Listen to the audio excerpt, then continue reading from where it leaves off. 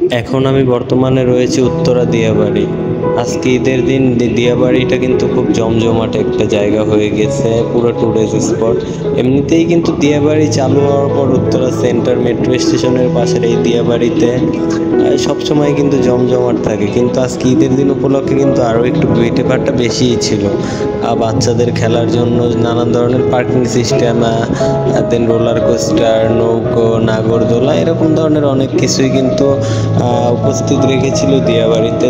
তো আজকে আমি চেষ্টা করব সম্পূর্ণ এইটার একটা আপনাদের দেখানোর, যে ঈদ উপলক্ষে দিয়াবাড়ির মধ্যে আসলে কি কি ব্যবস্থা করা হয়েছে, কোনটা কোনটা রাখা হয়েছে বা কোনটা কোনটা রাখা হয়নি, এই সব কিছু আজকে আপনাদের মাঝে আমি তুলে ধরার চেষ্টা করব।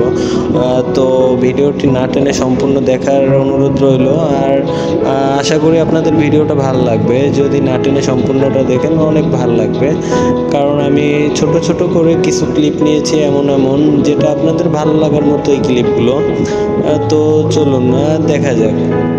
তো আমরা এখন ফার্স্ট অফ অল স্ক্রিনে দেখতে পাচ্ছি নৌকো, আর এই নৌকাটা কিন্তু এখন ট্রেন্ডিংয়ে চলতেছে, যেহেতু মনে করেন নৌকার পাশে ধোঁয়া উড়ায়। তো আমি ভিডিও করতে করতে একটু নিজের ভিডিও করে নিলাম, সবাই ভিডিও করতেছি, নিজেরটাও করে নিলাম। আর আমার পিছনেই কিন্তু রয়েছে সেই নৌকা, আর নৌকার সিরিয়াল কিন্তু বিশাল বড়। এত বড় সিরিয়াল নৌকার যদি থাকে, আরে বাপরে বাপ, হ্যাঁ ভাবা যায় আমি হইলে এত সিরিয়াল দিয়ে নৌকা কেন, আমি প্লেনে উঠতাম না, মানে কল্পনাও করা যায় না, এত বড় সিরিয়াল দেওয়া হয়েছে শুধু ওই নৌকায় উঠবে দেখে। আর এখন স্ক্রিনে যেটা দেখছেন ওইটা হচ্ছে বাচ্চাদের মানে মোট কথা একটা ভালো জমজমাট পরিবেশ হয়ে গিয়েছে দিয়াবাড়ি। আর এটা হচ্ছে মটকা চায়ের দোকান, আমরা ঘুরে ফিরে সব কিছুই দেখানোর চেষ্টা করব। মটকা চা স্টল, এখান থেকে আপনারা মটকা চা, দেন ফলের জুস, এই সব কিছু ক্রয় করে খেতে পারবেন, নিজের তৃপ্তি আহরণ করা যায়। মানে মোট কথা পরিবেশটা এক কথায় অসাধারণ একটা পরিবেশ। কিন্তু একটা জিনিস ব্যাড হ্যাপেন ছিল, এই জায়গাটার মধ্যে প্রচুর মশা কামড়েছিল। যেহেতু এই জায়গাটা হচ্ছে ব্যাকওয়ার্ড সাইড, ঢাকার বাইরে গ্রাম সাইডই ধরতে গেলে, সেহেতু একটু থাকবেই মশা। আপনার মশারও তো একটা অধিকার আছে। এই আপা এখানে বসে হাঁসের মাংস বিক্রি করতেছিল, এই যে সামনেও একটা হাঁসের টি স্টল ছিল।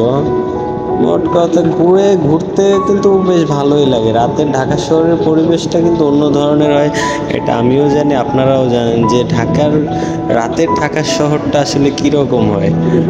নির্জন থাকে, নিরিবিলি, কোনো সাউন্ড নাই, আওয়াজ নাই, অনেক ভাল লাগে রাতের ঢাকা শহরটা।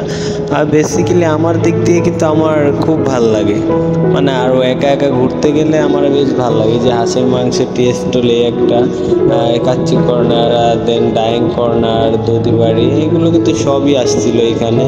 আর এটা হচ্ছে আপনার বেসিক মাঠটা, দিয়াবাড়ির বেসিক মাঠটা।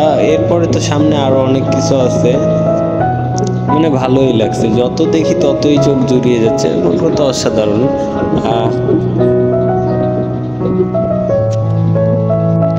এতক্ষণ ঘুরতে ঘুরতে হাঁপায়ে গেছি, তাই ভাবলাম একটু ফুচকা চটপটি খেয়ে নেওয়া যায়। তাই মামাকে ফুচকা দিতে বললাম, মামা বললো আধা ঘন্টা ওয়েট করতে হবে। তো সেই আধা ঘন্টা আমি ভাবলাম ওয়েট কী করবো, আমি আরও একটু ঘোরাফেরা করি, উনি ফুচকা রেডি করুক, আমি আর একটু ঘুরে ফিরে দেখি কি কি আছে এখানে। আবার বাচ্চাদের খেলনা আছে, সামনে শুটের ব্যবস্থা আছে, মানে আপনার নিশানা পরীক্ষা করা, যেটা আমরা ছোটবেলায় করতাম, এখন ভাল লাগে না।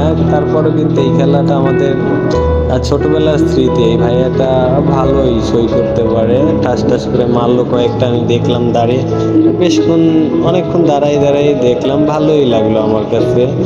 মানে খেলাগুলো আমার কাছে খুব ভালো লাগে। কিন্তু এরপরেই চোখ গেল আমার সেই ড্রিম বক্সিং এর উপরে, যে আমার পাঞ্চে ওয়েট কতটুকু। আমি দাঁড়ায় ফার্স্ট অফ অল ভালো করে দেখলাম যে কেমনে কি, দেন এরপরে হচ্ছে ভাইকে জিজ্ঞেস করে আগে আমি ম্যাপ করলাম যে কোন জায়গাটা আসলে মারতে হবে, দেন আমি মেরে দিলাম। ও মাই গড, আমার ফার্স্ট পাঞ্চে ওজন হয়েছিল আপনার 700 আর সেকেন্ডটা হয়েছিল 863, মানে আমি 2টা পাঞ্চ করেছিলাম মোট।